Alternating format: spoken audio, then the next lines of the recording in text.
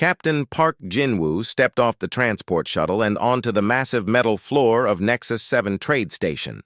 The station was bigger than anything he had ever seen. It stretched out in all directions like a small city floating in space.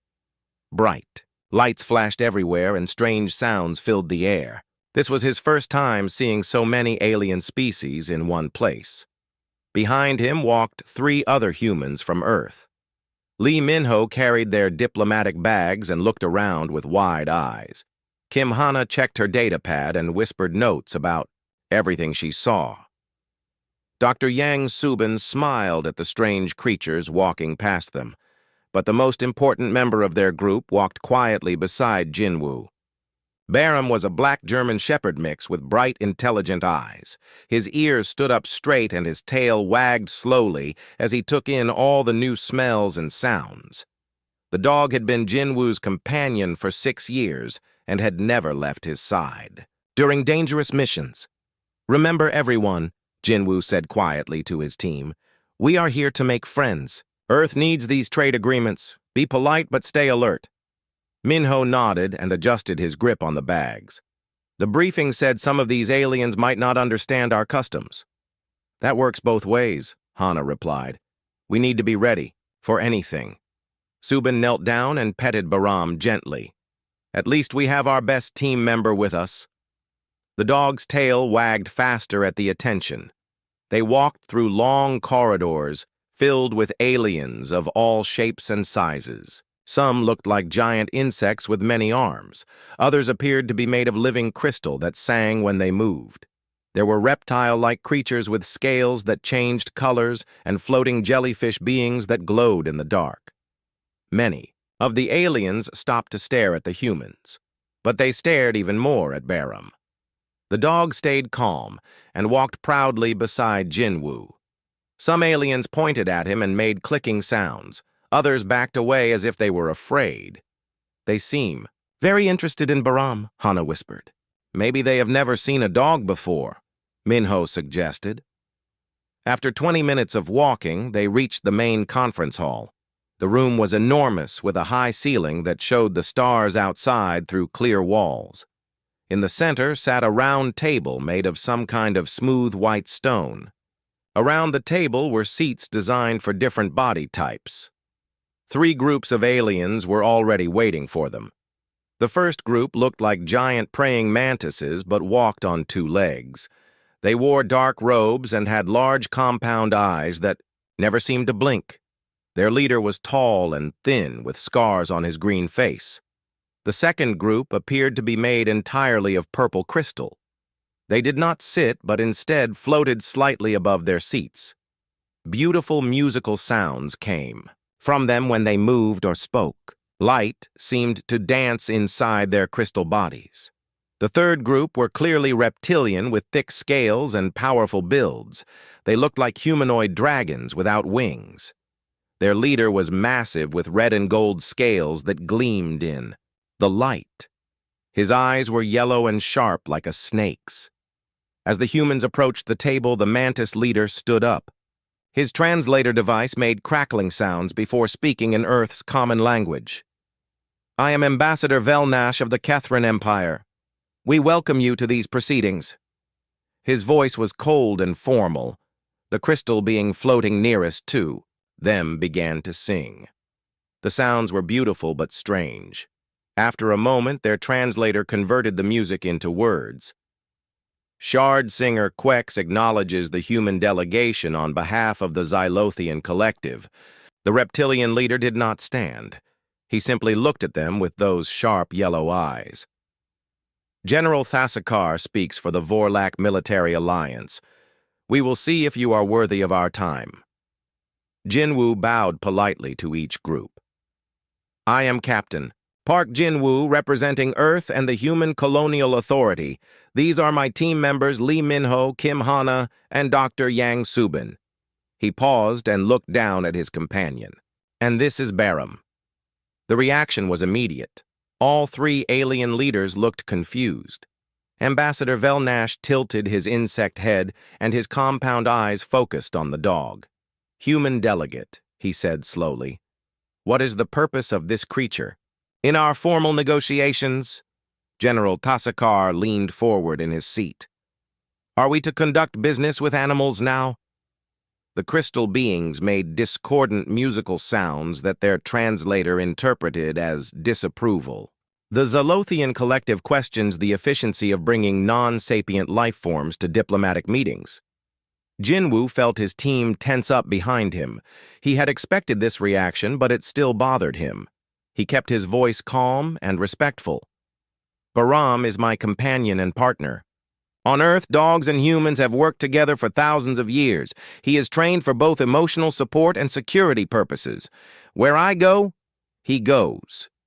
Velnash made a clicking sound with his mouth parts.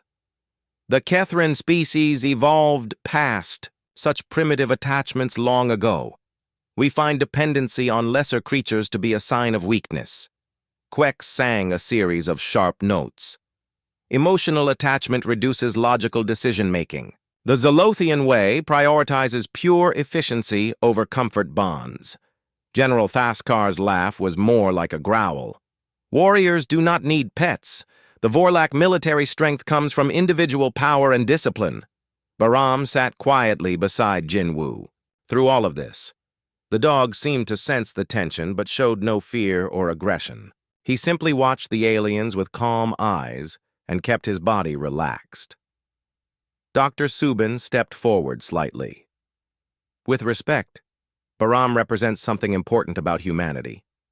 We believe that cooperation between species makes us stronger, not weaker. Cooperation is for equals, Thasakar replied sharply. This animal cannot contribute to complex negotiations or defend itself in battle. Minho clenched his fists, but Hana put a gentle hand on his arm to keep him calm. Velnash waved one of his long arms dismissively. Perhaps we should move past this distraction and begin the real discussions. We have important matters to address. The aliens took their places around the table. The humans sat in the seats designed for their body type, while Baram lay down quietly beside Jinwoo's chair. Several junior alien officers along the walls of the room pointed at the dog and made what sounded like jokes in their own languages. Quex began the formal proceedings with a series of musical tones that translated into bureaucratic language about trade regulations and colonial rights. The discussion quickly became technical and boring, but Jinwoo noticed that many of the aliens kept glancing at Baram during the talks. Some seemed curious, while others appeared annoyed that the dog was still there. A few of the younger aliens seemed almost interested in the strange creature. After 2 hours of preliminary discussions, Ambassador Velnash called for a break. As the aliens talked among themselves, Jinwoo heard fragments of their conversations through their translators. Humans seem capable enough, but this animal attachment is concerning, one Kethran officer said to another. How can we trust species that cannot evolve beyond primitive bonds? A Zalothian sang quietly. 2 Vorlak soldiers made bets on how quickly the dog would become a liability in dangerous situations. When the session resumed, General Thasakar stood up and addressed the humans directly. The Galactic Commerce Alliance has decided to test your species before granting full membership and trade rights. Many civilizations have requested to join us. Most failed to prove their worth. Velnash nodded in agreement. We propose a trial. By survival, your team will establish a colony on Zerion Prime, a contested moon in the frontier sector. The environment is harsh and dangerous. Previous attempts by other species have ended in failure. Quex added her musical voice to the discussion. You must survive for 1 full planetary rotation and establish a functioning base of operations. Success will demonstrate human capability. Jinwoo looked at his team. They all nodded back at him. This was what they had expected and trained for. We accept your challenge, Jinwoo said firmly. Thasakar's reptilian smile showed many sharp teeth. Excellent, but understand that no outside assistance will be provided. You will face Xerion Prime with only what you bring. The general's yellow eyes moved down to look at Baram. I wonder how long your pet will survive in the wild. More quiet laughter came from the alien observers around the room. They clearly expected the dog to be the first casualty of the trial. But as the meeting ended and the humans prepared to leave, Jinwoo noticed something interesting. A few of the younger aliens watched Barum with what looked like genuine curiosity rather than mockery. Perhaps not everyone in the galaxy had given up on the idea of cross-species cooperation. As they walked back to their shuttle, Subin spoke quietly to the group. They really do not understand the bond between humans and dogs. Their loss, Minho replied firmly. Hana checked her datapad with the mission details. Zerion Prime does sound dangerous. Multiple failed colonies and hostile. Wildlife. Jinwoo reached down and petted Baram as they walked. The dog looked up at him with trusting eyes and wagged his tail. We have faced worse odds before, Jinwoo said confidently, and we have never let each other down. Behind them, in the conference hall, alien officers continued to make jokes and bets about the humans and their animal companion. None of them could imagine that this primitive attachment they mocked would soon change everything they thought they knew about strength, intelligence, and survival. The real test was about to begin. The surface of Zerion Prime looked like a nightmare made real. Captain Park Jinwoo stood at the edge of their landing zone and watched purple lightning crack across the dark sky. Strange crystals jutted out of the ground everywhere, some as tall as trees. When the wind hit them, they made haunting musical sounds that echoed across the barren landscape. The air readings are stable, Dr. Yang Subin reported from her scanner, but the mineral content is unlike anything in our databases.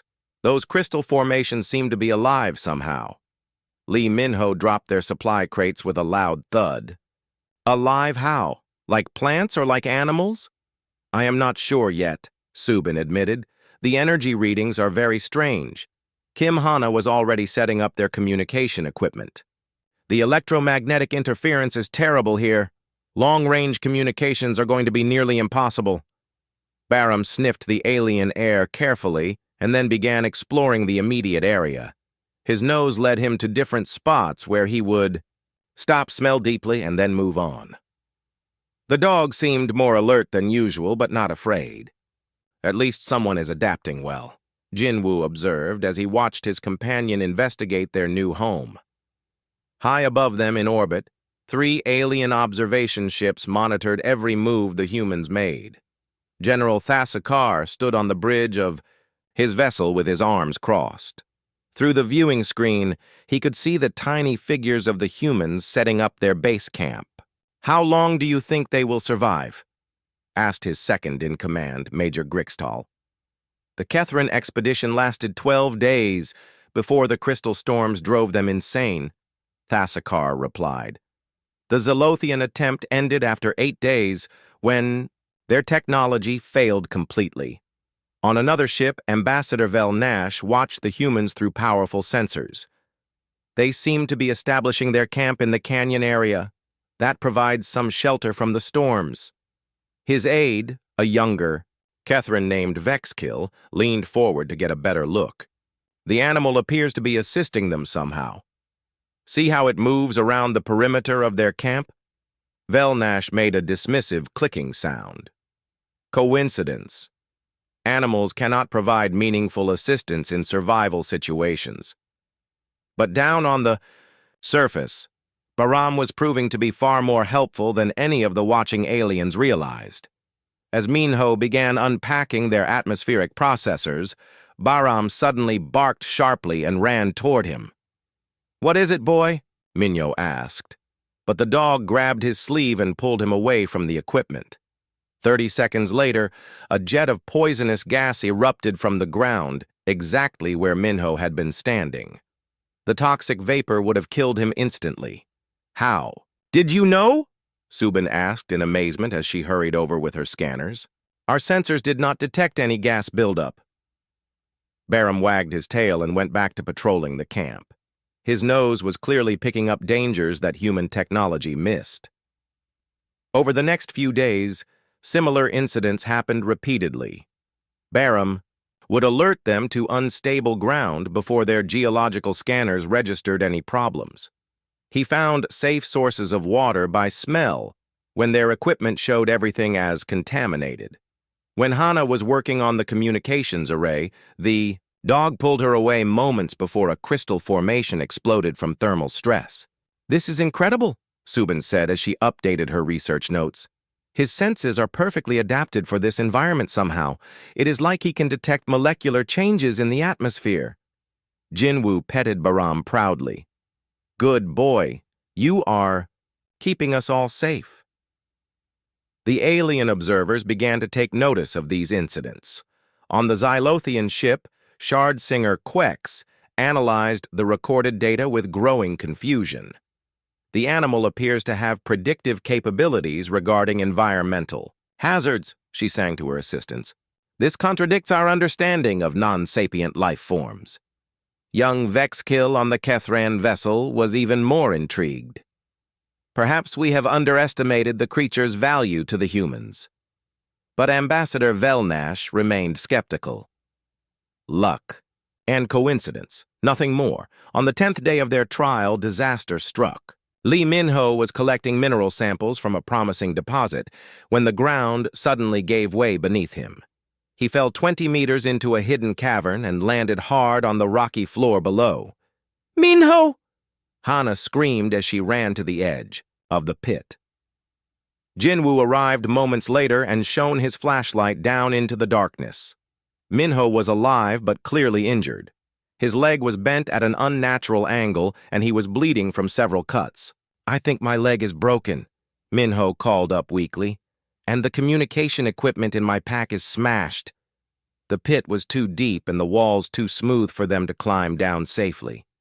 Their rope was not long enough to reach him, and they had no way to call for help since the communications array was still being repaired.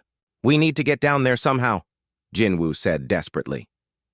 Subin was already calculating options. "Even if we reach him, we cannot lift him out alone. We need some kind of pulley system or mechanical advantage."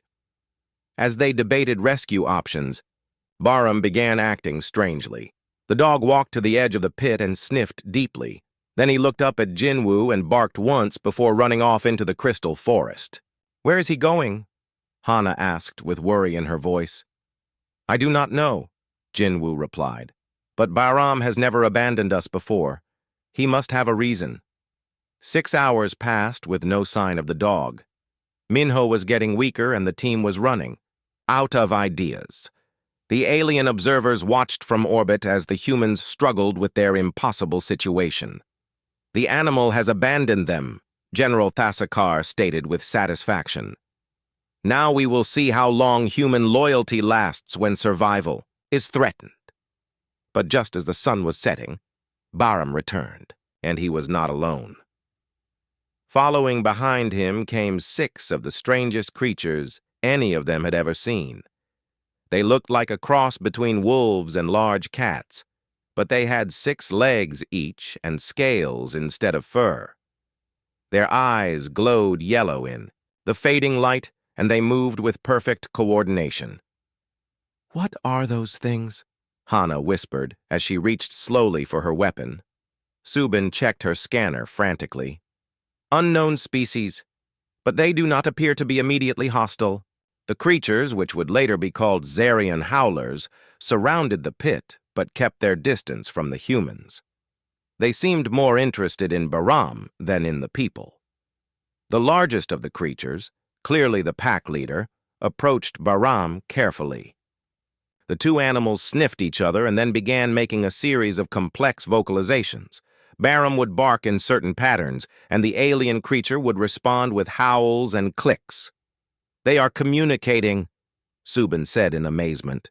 "Actual interspecies communication." After several minutes of this exchange, the pack leader made a series of sharp barks to his companions. The creatures immediately spread out around the pit and began working together with incredible coordination. Using their 6 legs and natural climbing abilities, 3 of the creatures descended into the pit while the others remained at the top. Working as a team, they created a living chain that allowed them to lift Minho safely to the surface. The injured human was unconscious by the time they brought him up, but he was alive. Dr. Subin immediately began treating his wounds while the others watched in stunned silence as the alien creatures gathered around Bahram. The pack leader approached the dog again and made what could only be described as a grateful sound. Bahram wagged his tail and seemed to respond in the creature's own language. High above them, the alien observers sat in shocked silence. On the Vorlak ship, General Thasakar stared at his viewing screen with his mouth hanging open. "That is impossible," Major Grixtel whispered. "No species has ever made contact with the indigenous life forms of Zerion Prime." On the Kethran vessel, young Vexkill was practically vibrating with excitement. The animal somehow initiated first contact with a completely unknown species, and they are cooperating. Ambassador Velnash could not speak for several long moments. Everything he thought he knew about intelligence and civilization was being challenged by a simple Earth dog. On the Xylothian ship, Shard singer Quex sang a complex melody that roughly translated as profound confusion mixed with growing respect. Down. On the surface, the pack of Zerion howlers settled down around the human camp as if they belonged there. Bahram moved between the humans and the alien creatures, somehow serving as a bridge between two completely different forms of life. "How did he do it?" Hana asked quietly, as she watched the dog interact with their new allies. Jinwoo shook his head in wonder. "I have no idea. But somehow Bahram just saved all our lives." Dr. Subin looked up from treating Minho's injuries. "More than that. He has made first contact with an intelligent alien species. The implications are staggering." As night fell over, Zerion Prime, the humans and howlers settled into an uneasy but peaceful coexistence. The pack leader, who Jinwoo decided to call Garok, positioned his creatures as guards around the camp perimeter. Bahram lay down next to Jinwoo, but kept his ears alert and his eyes on their new alien friends. The dog seemed to understand that something important had happened, something that would change everything for both species. In orbit, the alien observers began urgent communications with their home governments. The human trial on Zerion Prime was supposed to be a simple test of survival skills. Instead, it was becoming something much more significant. None of them could have imagined that this was only the beginning. Soon, an ancient threat would awaken, and the unlikely alliance between humans, dogs, and howlers would be tested in ways that would reshape the entire galaxy. But for now, under the strange alien stars of Zerion Prime, two species that had never met before settled down to sleep side by side, brought together by the wisdom and courage of one Earth dog who refused to give up on his pack. News of the human-howler cooperation spread through the galactic community like wildfire. On dozens of worlds, alien scientists and military leaders gathered to watch the recorded footage from Zerion Prime. What they saw challenged everything they believed about intelligence and survival. Dr. Yang Subin spent every waking hour documenting the interactions between Bahram and the Howler pack. The alien creatures had made themselves at home around the human camp, and their behavior patterns fascinated her. "They hunt in coordinated groups just like Earth wolves," she explained to Captain Park Jinwoo as they watched the pack bring down a large crystal beetle. "But their tactics are far more sophisticated. Look how they use the terrain to trap their prey." Garok, the massive pack leader, had become particularly close to Bahram. The two animals would spend hours together, making complex vocalizations that seemed to carry meaning beyond simple animal communication. "It is like they are teaching each other," Lee Minho observed from his recovery bed. His broken leg was healing well thanks to Subin's medical care and the strange healing properties of certain local plants the howlers had shown them. Kim Hana looked up from her newly repaired communication equipment. "The language patterns are incredibly complex. Bahram is learning their calls, but they are also picking up his barks and body language." The howlers had established a protective perimeter around the human settlement. They took turns standing guard, hunting for food, and playing with each other in ways that reminded the humans of their own dogs back home. But there were differences, too. These creatures were clearly more intelligent than ordinary Earth animals. Young Kethrin researcher Vex Kill had convinced his superior to let him study the situation more closely. From his observation post on the orbiting ship, he monitored every interaction between the species. Ambassador Velnash, he reported excitedly, the communication patterns show clear signs of linguistic development. The human animal is serving as a bridge between human and howler consciousness. Velnash still refused to accept what he was seeing. Impossible. Non-sapient creatures cannot develop complex language systems. But on the Zalothian vessel, Shardsinger Quex was reaching different conclusions. Her crystal body resonated with harmonic frequencies as she analyzed the data. The acoustic patterns suggest emotional bonding beyond simple cooperation, she sang to her assistants. These species are forming familial connections across biological barriers. General Tassakar watched the developments with growing unease.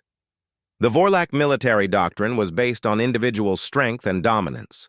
The idea that cooperation could create power challenged his fundamental beliefs. This changes nothing, he told his officers. When real danger comes, these primitive bonds will break under pressure. Down on Zerion Prime, the human team was discovering just how wrong the general would prove to be. The Howlers were not just intelligent hunters. They were also teachers, sharing knowledge about the moon's dangerous environment that no previous expedition had learned. Garok led Baram to hidden water sources that stayed pure even during the toxic crystal storms. The pack showed the humans which plants were safe to eat and which ones would kill them. Most importantly, they demonstrated shelter techniques that could protect against the worst of Zerion Prime's natural hazards. They have been surviving here for generations, Subin realized as she watched a young howler show Baram how to detect unstable ground. This is their homeworld. They know every danger and every opportunity. But it was more than just survival knowledge being shared. The Howlers seemed to be awakening something in Baram that the humans had never seen before. The dog's intelligence was growing more complex each day. He began to anticipate needs and solve problems in ways that surprised even Jinwu. He is becoming smarter, Minho said, as he watched Baram organize the Howler pups into hunting practice groups. Not just learning their language, but actually thinking like they do. The breakthrough came 3 weeks into their stay on Zerion Prime. Long-range sensors detected something massive approaching the moon from deep space. The object was huge, easily the size of a space station, but it was moving under its own power. Hana's communication equipment crackled to life with urgent transmissions from the orbiting alien ships. "Human team, this is Ambassador Velnash," came the panicked voice through the translator. "You must evacuate immediately. A devourer warbeast is approaching your position." Captain Jinwu grabbed the communicator. "What is a devourer warbeast?" The answer came from General Thasakar, and for the first time since they had met him, the Vorlak sounded afraid. Ancient weapons from the old wars. Living machines designed to consume entire worlds. Nothing can stop them. Our fleets retreat when they appear. Shardsinger Quex's musical voice joined the conversation. The creature will reach Zerion Prime in less than 2 planetary rotations. You must abandon the surface immediately. But Jinwu looked around at the Howler pack that had become their family. Garrick and his people had trusted them, saved them, shared their world with them. The idea of abandoning these new friends felt like betrayal. "We cannot leave," he said firmly into the communicator. "The Howlers have no way to escape. We will not abandon our allies." The alien response was immediate and harsh. "You will die for nothing," Thasakar growled. "No conventional force has ever survived an encounter with a devourer. Your primitive loyalty will only add to its meal." Velnash tried a different approach. "Be logical, humans. You cannot save creatures that lack space travel capability. Your deaths will serve no purpose. But Dr. Subin was studying her readings of the approaching threat, and she was beginning to see patterns that worried and excited her at the same time. "Captain," she said quietly, "I think I know what the Howlers really are." She showed him her analysis of their behavior, their hunting tactics, their territorial instincts, and their reaction to news of the approaching devourer. "These are not just intelligent pack hunters," Subin explained. "Look at their formation patterns, their communication structures, their combat coordination. Everything about their society is designed for warfare against large threats." Jinwoo studied the data with growing understanding. "You think they evolved to fight these devourer creatures?" "More than that," Subin said excitedly. "I think their ancestors were specifically designed to hunt them.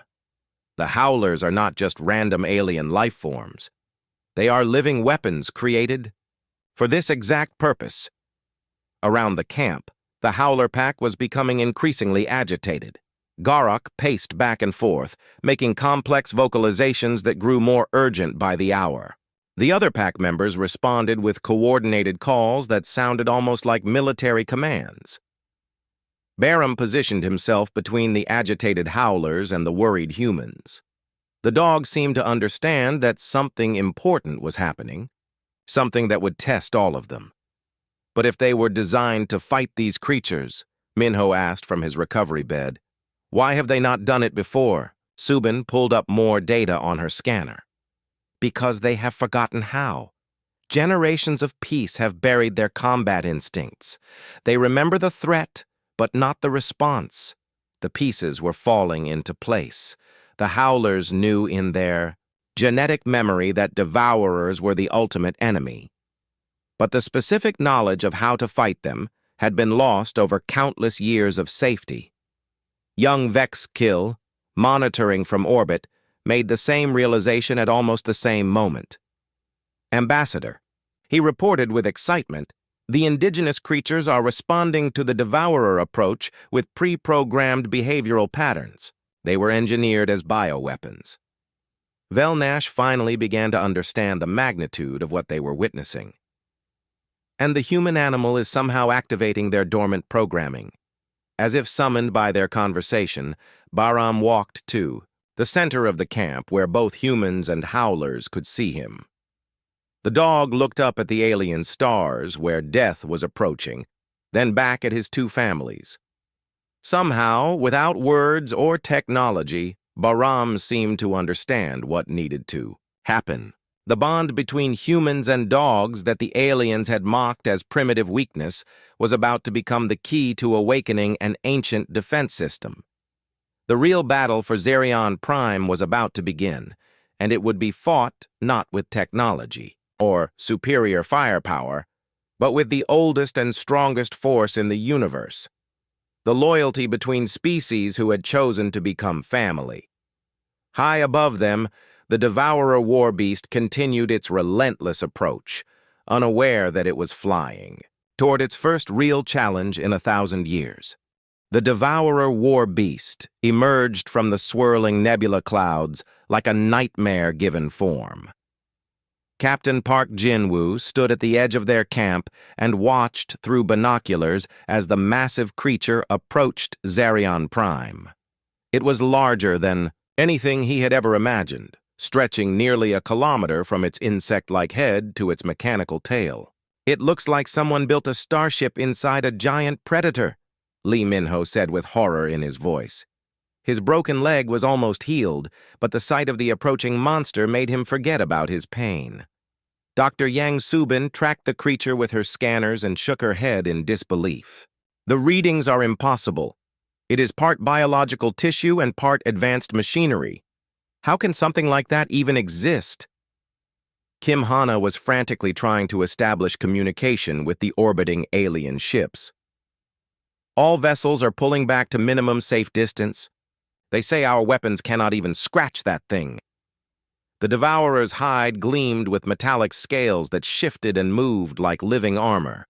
Rows of mechanical teeth lined its massive jaws, and strange energy patterns flowed along its body like glowing veins. Most terrifying of all were its eyes, dozens of them, each the size of a building, scanning the moon's surface for prey. Around the human camp, the Howler pack was transforming before their eyes. Garrock paced in tight circles, making deep growling, sounds that his pack answered with coordinated howls. The creatures that had been friendly and playful just hours before now moved with deadly precision. Something is happening to them, Subin observed as she watched the pack organize into complex formations. Their entire behavioral pattern is changing. Barum stood at the center of it all, moving between the agitated humans and the increasingly military-minded howlers. The dog's usual calm demeanor was replaced by an intense focus that Jinwoo had never seen before. "He knows," Jinwoo said quietly. Somehow Barum understands what is coming. The first sign of the Devourer's power came as an electromagnetic pulse that swept across the moon's surface. Half of their electronic equipment died instantly, and the lights in their camp flickered and went out. "Primary systems are down," Hana reported as she tried to restart their backup generators. "Whatever that thing is, it can shut down technology from space." High above them, the alien observation ships were having similar problems. General Thassakar's vessel lost power to its weapons systems, and Ambassador Velnash found his ship's communication array completely dead. "This is why fleets retreat from these creatures," young Vexkill explained to his panicked colleagues. "They can disable our technology before we can even fight back." But down on the surface, something extraordinary was happening. As the Devourer's electromagnetic pulse washed over the Howler pack, instead of disrupting them, it seemed to activate something deep in their genetic memory. Garrock's eyes began to glow with an inner light, and his pack responded with perfect coordination.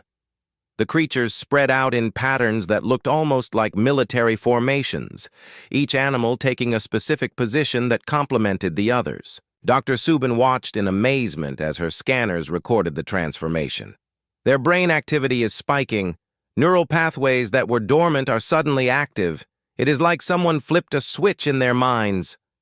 Barum moved to Garrock's side, and the two animals began a complex series of vocalizations. But these were not the playful communications they had shared before. These sounds carried urgency and purpose, like battlefield commands being passed between experienced soldiers. "They remember," Minho said with growing excitement. "The Howlers are remembering how to fight these things." The Devourer Warbeast finally entered Zerion Prime's atmosphere with a sound like thunder that shook the ground for kilometers in every direction. Its massive form blotted out the sun as it descended toward the moon's surface, searching for life to consume. Ancient sensory organs along its body detected the human settlement and the gathered life forms around it. The creature had consumed thousands of colonies over the centuries. This would be just another easy meal. But as it approached the camp, the Devourer encountered something it had not experienced in over 1,000 years. The Howler pack was broadcasting coordinated psychic signals that interfered with its targeting systems. Impossible, the creature's primitive consciousness registered. The Guardian Hunters were destroyed long ago. The Howlers had been created by an ancient civilization specifically to hunt Devourers. These bioweapons were designed with every advantage needed to fight the mechanical predators. Pack coordination, psychic communication, and most importantly, the ability to adapt and learn from their enemies. Barum seemed to understand his role instinctively. The dog positioned himself as a bridge between the human technology and the Howler pack mind. Through their bond with him, the humans became part of the ancient battle network that had once protected the galaxy. "Our scanners are working again," Hana reported with surprise. "But they are picking up signals from the Howlers. It is like they are sharing their sensory data with us." Jinwoo felt a strange sensation in his mind, like whispers at the edge of consciousness. Images flashed through his thoughts. Tactical. Formations, weak points on massive creatures, coordination patterns between different species working as one. "I can see what they are thinking," he said in amazement. "The pack is sharing their battle knowledge with us." The Devourer landed with earth-shaking force less than 2 kilometers from their position. Its massive claws dug furrows in the crystalline ground as it searched for its prey. The creature's mechanical components whirred and clicked as it analyzed the threats around it. But something was wrong. The bioweapon sensors detected the familiar psychic signatures of its ancient enemies. Guardian hunters were supposed to be extinct. How could they still exist on this forgotten moon? Garrick let out a howl that was answered by his entire pack. The sound carried across the landscape like a battle cry, announcing to the devourer that it faced not helpless prey, but the awakened descendants of its greatest enemies. The massive creature responded with its own challenge, a mechanical roar that combined electronic feedback with biological fury. Energy weapons emerged from hidden compartments along its body, and its eyes began to glow with targeting lasers. It knows what the howlers are, Subin realized as she watched the creature's aggressive posture change to something more cautious. This thing is actually afraid of them. But the devourer was not defenseless. It had evolved over centuries of warfare, incorporating the technology and biological advantages of every species it had consumed. Its neural disruptors began broadcasting interference patterns designed to break pack coordination. The effect on the howlers was immediate and devastating. Several of the younger pack members collapsed as the psychic assault overwhelmed their minds. Others staggered and lost their formation as the disruptor waves disrupted their communication. "They need help," Jinwoo said as he watched Garak struggle to maintain control of his disoriented pack. That was when Bahram made his choice. The dog walked calmly into the center of the chaotic psychic battlefield and began to bark in patterns that matched the howler coordination signals. But Bahram was not just copying their sounds. The bond between humans and dogs, forged over thousands of years of partnership, created something the devourer had never encountered before. The dog served as a psychic anchor that allowed both species to maintain their connection even under neural assault. Through Bahram's mediation, human determination and technological knowledge merged with howler instincts and ancient battle wisdom. The combined consciousness was stronger than either species could achieve alone. The devourer's sensors registered this new development with something approaching panic. The guardian hunters had been formidable enough when they fought alone, but these creatures were somehow networked with the technology-using bipeds, creating a hybrid intelligence that defied all previous combat models. As the massive bioweapon prepared its assault, Garak's pack reformed their battle lines with human support. Minho and Hana provided targeting data through their repaired scanners, while Subin monitored the creature's vital signs for weaknesses. The ancient war between devourers and guardian hunters was about to resume, but this time the battlefield conditions had changed. The alliance between humans, dogs, and howlers represented something entirely new in galactic history. High in orbit, the alien observers watched in stunned silence as the impossible partnership prepared to face a threat that had terrorized civilizations for millennia. The real battle was about to begin. The transformation of Garak's pack was complete. The friendly creatures that had played with Bahram just hours before now moved like a precision military unit. Each howler took position in formations that seemed to follow ancient battle plans, burned into their genetic memory. Captain Park Jinwoo felt the psychic connection flow through Bahram and into his own mind. Suddenly he understood tactics he had never learned. Strategies that came from 1,000 years of warfare against creatures, like the Devourer. "I can see their battle plan," he told his team with amazement. "It is like having access to a military database that was programmed into their DNA." Dr. Yang Subin monitored the neural connections through her scanners. Bahram is serving as a translator between human thought patterns and howler instincts. The three species are becoming one coordinated fighting force. Lee Minho hefted his rifle and checked the targeting scope. "Good thing, too. Look at the size of that monster." The Devourer Warbeast had begun its approach toward their position. Each step shook the ground like a small earthquake. Its biomechanical sensors swept the area, trying to lock onto targets, but the coordinated psychic interference from the pack was disrupting its aim. Kim Hana worked frantically at her communication station. The creature's electromagnetic field is still jamming most of our equipment, but the howlers are somehow compensating. I am getting clear readings through their sensory network. The first strike came from the Devourer's energy weapons. Beams of concentrated plasma lanced out toward the human camp, but the shots went wide as psychic static interfered with the targeting systems. Garrock responded with a complex howl that his pack answered in perfect harmony. 3 howlers immediately broke from the main formation and began a high-speed flanking maneuver that took advantage of the crystal formations for cover.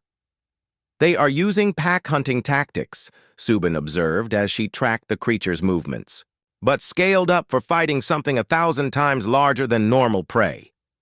Barum barked once, and the human team immediately understood their role in the plan. Minho and Hana moved to elevated positions that would give them clear shots at the creature's sensory organs, while Subin prepared her medical equipment for the casualties that were sure to come.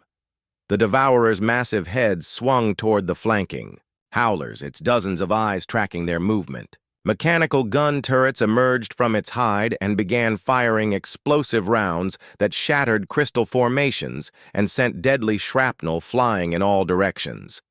But the howlers were no longer fighting as individual animals. They moved with the coordinated precision of a single organism, each creature anticipating the other's actions and responding accordingly. When one howler drew fire, another would attack from a different angle, keeping the massive predator off balance. Jinwoo found himself thinking in patterns that felt alien, yet familiar. Through the psychic link, he could sense the battlefield from multiple perspectives simultaneously. He saw weak points in the Devourer's armor that his eyes alone would never have noticed. "There," he called out to Minho, "the junction between the organic and mechanical sections. The armor plating is thinner there." Minho's sniper shot struck, exactly where Jinwoo indicated.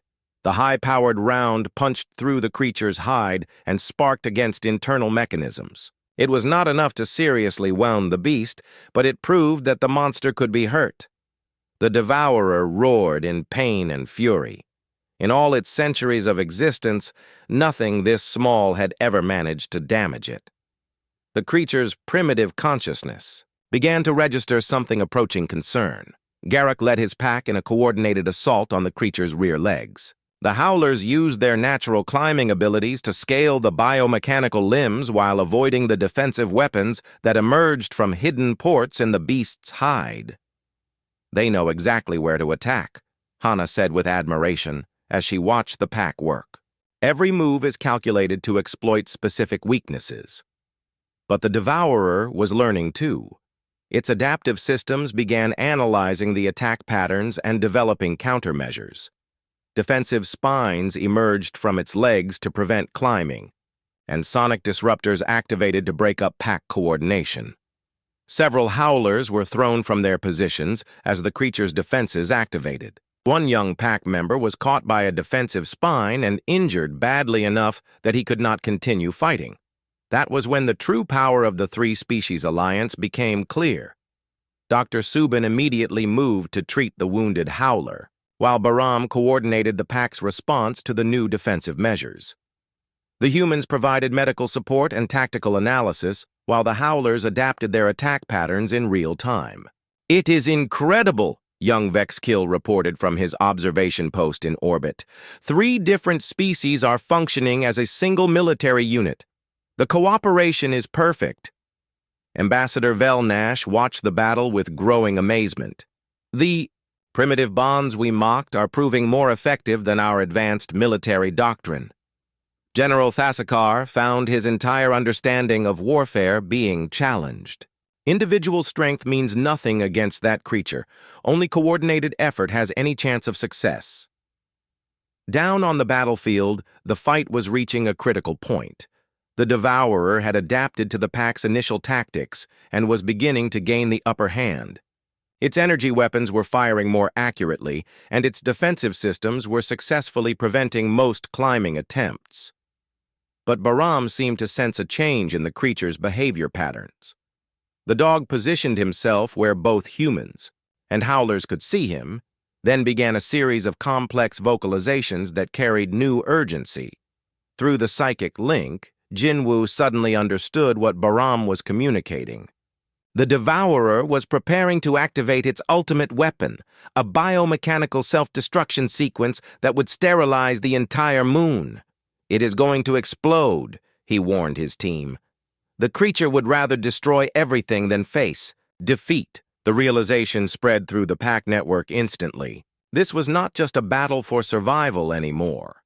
If the Devourer completed its self-destruction sequence, everything on Zerion Prime would die. Humans, howlers, and all the other life forms that called the moon home. Garrick's response was immediate and desperate. The pack leader let out a howl that seemed to shake the very air, calling his hunters to a final, all-out assault. Every howler still able to fight began converging on the creature's head, where its main control systems were located. But reaching the Devourer's head meant climbing past all of its defensive weapons while under constant fire from energy beams and explosive projectiles. It would be a suicide mission for any normal creatures. That was when Bahram made his choice. The dog looked up at Jinwoo with eyes full of intelligence and determination, then began running directly toward the massive creature. "Bahram, no!" Jinwoo shouted, but it was too late. The loyal companion who had never left his side was charging into certain death to save them all, and somehow, through their bond, Jinwoo knew exactly what Bahram intended to do. The dog was going to complete the neural connection that would give the pack access to the Devourer's own control systems. It was the only way to stop the self-destruction sequence, but the psychic feedback would be lethal to any mind that attempted it. As Bahram ran toward his destiny, the entire three-species alliance moved to support him. Howlers created a protective corridor while humans provided covering fire. Everything depended on one brave dog reaching the most dangerous creature in the galaxy. The final phase of the battle was about to begin. Bahram ran across the battlefield with the desperate speed of a creature running to save his family. Energy beams carved smoking furrows in the ground around him as the Devourer's weapons tracked his movement. Explosive shells shattered crystal formations and sent deadly fragments flying through the air. But the dog was not running alone. Garruk and his pack created a protective corridor, drawing fire away from Bahram's path. Howlers threw themselves into harm's way to shield the small earth animal who carried their only hope of survival. Captain Park Jinwoo fired his rifle as fast as he could reload, targeting the creature's sensory organs to disrupt its aim. Lee Minho and Kim Hana provided covering fire from their elevated positions, while Dr. Yang Subin coordinated medical support for the wounded pack members. "The self-destruction sequence is building power," Subin reported as her scanners tracked the creature's internal energy levels. "Whatever Bahram is planning to do, he has less than 3 minutes before that thing explodes." High above the battle, the alien observers watched in stunned silence as the impossible alliance fought for survival. Young Vexkill gripped the edges of his control console as he tracked Bahram's desperate charge. "The small creature is heading directly for the neural interface cluster," he reported to Ambassador Velnash. "If it can establish direct contact with the Devourer's control systems, it will die instantly," Velnash finished. "No organic mind can survive direct neural interface with a bioweapon of that complexity." But General Thasakar was beginning to understand something that changed his entire perspective on warfare and courage. "Unless," he said quietly, "the mind is not fighting alone." Through the psychic network that connected all three species, Bahram was not just one dog facing an impossible task. He carried with him the determination of every human, the ancient wisdom of every howler, and something even more powerful, the love and loyalty that had bound these species together.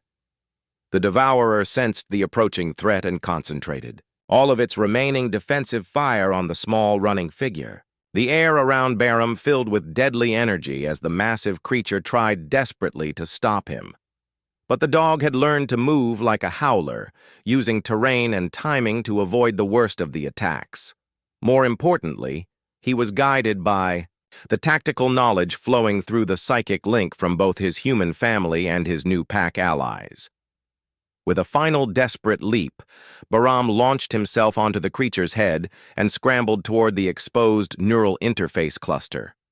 The biomechanical surface was slick and covered with defensive spines, but the dog's claws found purchase on the alien metal. The moment Bahram made contact with the neural interface, the psychic explosion was felt by every consciousness on Xerion Prime. The dog's mind was flooded with the alien thoughts and mechanical programming of the ancient bioweapon. But instead of being destroyed by the overwhelming data stream, Bahram found himself supported by the combined mental strength of the entire alliance. Jinwu's human determination, Garruk's pack loyalty, and the ancient battle wisdom of the Howlers all flowed through their bond to help the brave dog survive the neural assault. Together, the three species' consciousness invaded the Devourers. Control systems like a virus of emotion and loyalty that the mechanical programming could not understand or counter. The bioweapon had been designed to process tactical data, energy signatures, and threat assessments.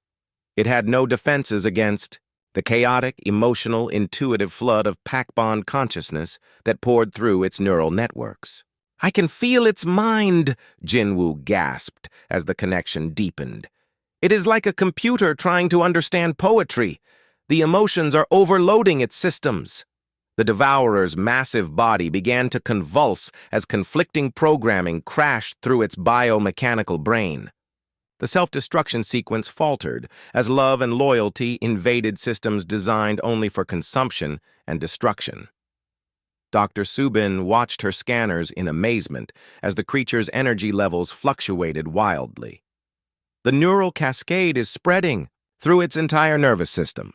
The emotional data is causing systematic failures in its core programming. Through the link, they could feel the ancient bioweapon's confusion and growing panic.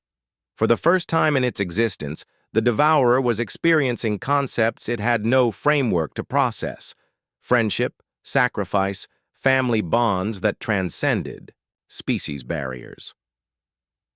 The creature that had terrorized the galaxy for millennia was being defeated, not by superior firepower, but by the simple power of love and loyalty between different forms of life working together. With a final electronic scream that echoed across Xerion Prime, the Devourer's systems shut down in complete cascade failure. The massive creature collapsed like a mountain falling, its biomechanical nightmare form finally still and silent. Bahram lay unconscious on the creature's head, the neural strain having overwhelmed even his supported consciousness. Garruk immediately scrambled up to retrieve the fallen hero while the human team rushed to provide medical assistance. For 3 days, Bahram remained unconscious while Dr. Subin monitored his vital signs, and the Howler pack maintained a protective vigil around his recovery area. When the dog finally opened his eyes, something remarkable had happened. The neural connection that had saved them all had created permanent changes in everyone involved. Bahram could now communicate directly with the Howlers without vocalization, and several of the alien observers monitoring from orbit reported strange new sensations they could not explain. Young Vexakil was the first to understand what had occurred. "The psychic network has not disappeared," he reported to his superiors. "I can still sense faint connections to the creatures below. The boundaries between species consciousness have been permanently altered." 6 months later, the galaxy was a very different place. The Galactic Commerce Alliance had dissolved itself and reformed as the Galactic Cooperation Collective, with new principles based on the lessons learned from the Battle of Xerion Prime. Captain Park Jin-woo served as humanity's first galactic ambassador, with Bahram holding the newly created position of interspecies consciousness facilitator. The bond between humans and dogs became a model studied by dozens of species seeking to improve their own interspecies relationships. The Howlers joined the galactic community as a sovereign species, their ancient knowledge of bioweapon defense, making them valuable allies against other dormant threats scattered throughout the galaxy. Garrock and his pack established a permanent base on Xerion Prime that served as a training center for cross-species cooperation. Ambassador Velnash, once dismissive of human primitive attachments, now shared his home with a small, furry creature from his own world. The Kethran discovered that partnership created stronger bonds than domination ever could. Even General Thasakar admitted that Vorlak military doctrine could benefit from studying pack-hunting strategies and cooperative tactics. The rigid hierarchies that had once defined galactic civilization slowly gave way to more collaborative approaches. But perhaps the most important change was in how the galaxy understood the nature of strength and intelligence. The scoffs and sneers that had once greeted humanity's closest companion were replaced by respect and admiration for the courage that could be found in the smallest and most loyal hearts. Dr. Yang Subin established the Xenobiological Consciousness Research Institute, where scientists from dozens of worlds studied the neural mechanics of cross-species communication. Her research showed that the capacity for forming bonds across species barriers was not a sign of primitive weakness, but rather evidence of advanced emotional evolution. In the Memorial Garden on Xerion Prime, a statue was erected showing 3 figures, a human, a dog, and a howler, standing together beneath the alien stars. The inscription was written in the languages of every member species of the new collective. In unity we found strength. In cooperation we found wisdom. In loyalty we found the future. The galaxy had learned that the greatest battles are not won by the strongest weapons or the most advanced technology. They are won by the courage to form bonds across the vastness of space, to choose family over fear, and to believe that love and loyalty can triumph over any darkness. And in the end, it was a dog, loyal, brave, and true, who taught an entire galaxy what it truly meant to be civilized. The stars themselves seemed to shine brighter in the new age of cooperation that followed, as species after species discovered that their greatest strength lay not in standing alone, but in choosing to stand together.